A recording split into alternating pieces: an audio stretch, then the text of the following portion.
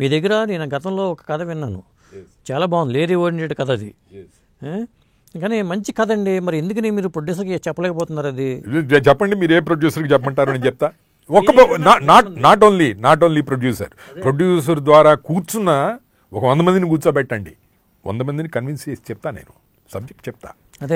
నేను అదే చెప్తున్నా, నా దగ్గర సబ్జెక్ట్ లేక కాదు, నేను అడగలేక. ఏ ప్రొడ్యూసర్ నేను అడగలేను. ఎస్ సార్, నా దగ్గర మంచి కథ ఉంది సార్, వినండి. హీరోని ఎప్పుడో ఒకసారి ఖడ్గం జరిగేటప్పుడు రవితేజతో మీటింగ్ అయింది. Raviteja agreed. Jackie Shroff, Raviteja. Jackie Shroff jailer character, Raviteja prisoner. కథ బాగా నచ్చింది. టేక్ ఆఫ్ అనుకునే టైంకి ఏదో ఆర్ఎఫ్సి వాళ్ళకి డేట్లు ఇచ్చాను, ప్రభాకర్ నెక్స్ట్ చేస్తాను.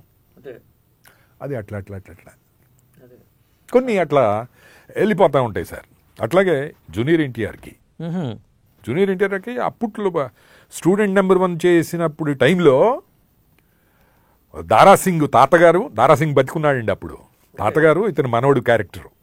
ఒక ఫోక్లర్ మూవీ చెప్పా, బాగుంది, చాలా బాగుంది. తారక రాముడు ఒక్క మాట అంటే తప్పడు, చేస్తాడు, బాగుంటుంది, ఇది చేద్దాం అన్నాడు. అంతే, స్కిప్ అయిపోతూ ఉంటాయి. అంటే ఇది సినిమా అవకాశం రావాలంటే మనం హీరోని నమ్ముకోవాలా, నిర్మాతను నమ్ముకోవాలా? మీలాంటి వాళ్ళు అది ఇటు సమయానుకూలముగా ఆ సమాధానాన్ని ఎట్లన్నా మార్చుకోవచ్చు. కొంతమంది హీరోలకి నచ్చి హీరోలు ఇప్పుడు నౌ డేస్ హీరోల దగ్గర 10 మంది ప్రొడ్యూసర్స్ ఉంటారు సార్. ఉంటే ఆ ప్రభాకర్ చెప్పిన కథ బాగుందే, అది టేక్ ఆఫ్ అవుదాం అనే ఉద్దేశం ఆయన కలిగితే ప్రొడ్యూసర్ని కమాండ్ చేయగలుగుతాడు. ప్రొడ్యూసర్కి కమాండ్ ఉంటుంది. ప్రొడ్యూసర్కి ఏదైనా కథ నచ్చితే ప్రభాకర్ చెప్పిన కథ బాగుందండి, ఒకసారి వినండి అంటారు. ఎస్, ఇది మ్యూచువల్, దీని మీద వెళ్ళేదే. Yes sir. అంటే కొంత డామినేషన్ ఎక్కువ హీరోదే కదా ఈ విషయంలో ఇప్పుడున్న పరిస్థితుల్లో.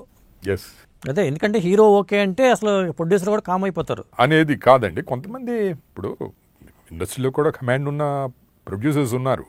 నో, కాదు, అది కాదు, ఇది కాదు, అది చేద్దాం అనేవాళ్ళు ఉన్నారు. కొంతమంది జర్నీ చేసేవాళ్ళు ఉన్నారు, హీరోతో కలిసి జర్నీ చేసేవాళ్ళు.